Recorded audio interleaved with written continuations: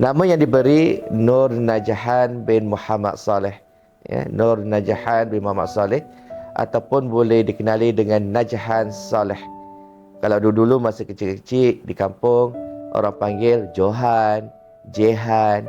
Kalau mak saya panggil saya Yan sampai sekarang. Yan, kenapa Yan? Yan nak pergi mana? Ya, nama panggilan manja oleh seorang ibu kepada anak. Saya dilahirkan tahun 1971 dan saya mempunyai adik-beradik yang tak ramai, tuan-tuan. 13 orang. Ya, orang dulu kan anaknya ramai-ramai kan. Ya, 5 lelaki, 8 perempuan. Ya. Dan saya merupakan anak yang keempat dan lelaki yang sulung dalam keluarga saya. Anak buah tak ramai. Anak buah baru 71 orang. 71 orang. Wow. Memang kami daripada keluarga yang ramai sebenarnya. Alhamdulillah jodoh saya dekat sahaja daripada Miru, ya, Ustazah Rohaliza binti Farham. Dan saya dikurniakan seramai 6 orang anak. Manakala pendidikan saya sendiri, ya, saya orang kampung kan. Saya berasal daripada Miru, mak ayah saya orang Miru. Namun saya telah menetap di Sementara ini dalam tahun 2000 begitu, apabila saya beli rumah di Taman Seri Sementara, ya, dan kemudiannya saya membuat rumah sendiri di Kampung Perpat sebelah rumah ibu saya. Lebih kurang 20 tahun dah saya telah menetap di Sementara ini, ya.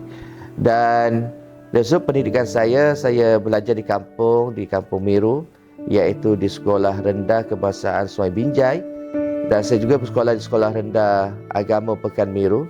Dan kemudian saya sambung belajar tingkatan 1 hingga tingkatan 3 di Sekolah Agama Menengah Syamuddin, Sungai Betih. Ramai guru-guru saya di sana. Dan kemudian tingkatan 4 dan tingkatan 5 saya menyambung pengajian saya di Sekolah Agama Menengah Tinggi Tengku Ampuan Jemaah Shah Alam. Waktu itu semua pelajar semuanya lelaki, tak ada perempuan waktu itu, ya.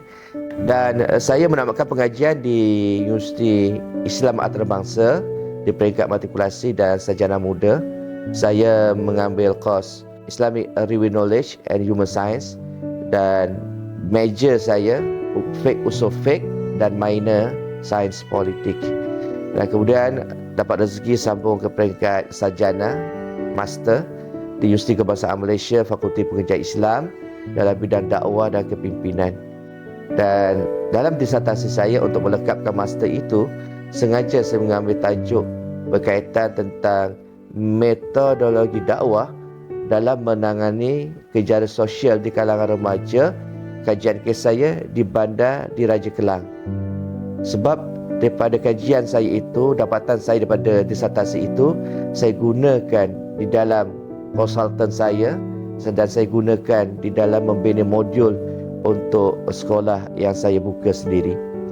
Dan Alhamdulillah, walaupun adik-adik saya ramai 13 orang, dengan kegigihan orang tua saya, ya, ibu dan ayah saya, dengan kesusahan yang pernah kami lalui dulu. Ayah saya dulu pernah menjadi seorang penori getah, sewa kebun orang, pajak kebun orang, ya, menori getah. Satu hari tu dah kita tore kan, susu tengah keluar, hujan lebat nak turun kan. So kami pun adik-beradik, saya dengan kakak saya khususnya, dengan mak dan ayah saya, arwah ayah saya, kita kelang kabut lah kan, lari ke kebun kan. Sebab nak kutip susu getah tadi tu biar jangan bercampur dengan air. Kalau campur dengan air nanti harga dah murah dah, ya. Ikut ayah saya tanam pokok kelapa sawit, ya, di Bukit Ceraka, di Perpat dan sebagainya. Itu pengalaman kita sebenarnya. Dan Alhamdulillah dengan kegigihan mak ayah saya, kemudian ayah saya membuka kedai. Orang Miru kebanyakan kenal lah Haji Saleh Selamat, yang punya kedai runcit yang terbesar, yang terbaik pada waktu itulah. Semua kedai Cina, kedai runcit Melayu cuma ada satu di Pekan Miru, iaitu ayah saya. Maka Alhamdulillah Allah rezekikan kepada kami lah 13 orang adik-beradik ini, dan seorang dah meninggal dunia. Kakak saya yang pertama Alhamdulillah diberikan rezeki masuk ke Universiti Kebangsaan Malaysia. Kakak yang kedua direzekikan masuk ke Universiti Kebangsaan Malaysia juga. Kakak saya yang ketiga diberikan peluang menyambung pengajian di Universiti Melaya. Dan saya anak yang keempat. Kalau atas saya kakak-kakak kan, boleh masuk universiti kan. Saya anak yang keempat lelaki pula tu kan. Takkanlah saya tak boleh nak menjejaki apa yang telah dilalui oleh kakak-kakak saya. Malu saya kan. Maka alhamdulillah dengan doa restu mak ayah saya ingat lagi waktu nak kami adik-beradik nak periksa ni, ya. Yang pertama ayah akan solat hajat setiap malam.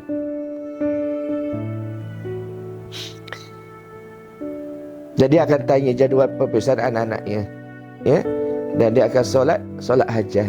Dan dia akan buatkan ayat Yasin, ya. Dulu kan ayat Yasin. Ya, baca Yasin daripada ibu dan ayah saya sendiri. Dan yang ketiganya, biasa amalan orang tua kami bila anak-anak periksa selain daripada solat hajat, ya, baca buat ayat Yasin untuk kami minum sebelum masuk dia peperiksaan. Mak ayah saya akan berpuasa sunat. Mungkin atas lantaran usaha ikhtiar orang tua saya sendiri sebenarnya menjadikan anak-anaknya alhamdulillah termasuk saya mendapat peluang untuk menyambung pengajian ke Universiti Islam Antarabangsa sehingga tamat. Malah waktu saya buat master pun mak ayah saya pun berpuasa sunat waktu peperiksaan saya.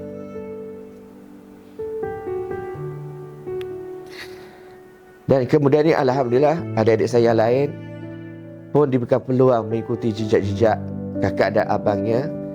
Ada yang masuk Universiti Melaya, masuk IPG, masuk Universiti Islam Antarabangsa, ke Universiti Al-Azhar, Universiti Pertahanan Malaysia dan sebagainya.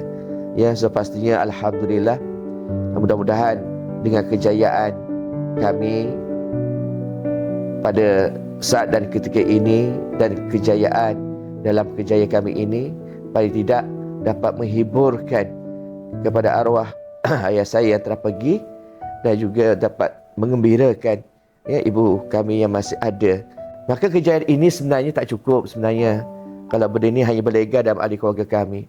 Kami nak kejayaan kami ini dapat dikongsi bersama dengan masyarakat yang ada di luar sana.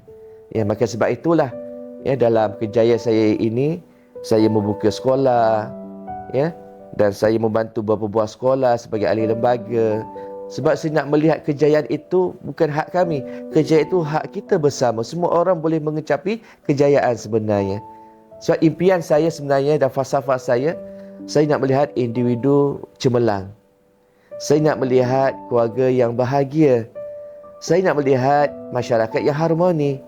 Dan saya nak melihat negara yang diberkati. Sebagaimana firman Allah Subhanahu Wa Taala, baldatun thayyibatu wa rabbun ghafur. Dan masanya sama dalam untuk membina kemanusiaan ini. Alhamdulillah daripada tahun 2006 sampai sekarang kami masih mendapat kepercayaan untuk mengendalikan beberapa kursus pembinaan diri yang melalui konsultan kami Akademi An-Najah di dalam kami membantu masyarakat di luar sana bagi mencapai impian yang saya sebutkan tadi. Ayah saya sebenarnya seorang aktivis politik dalam UMNO. Pernah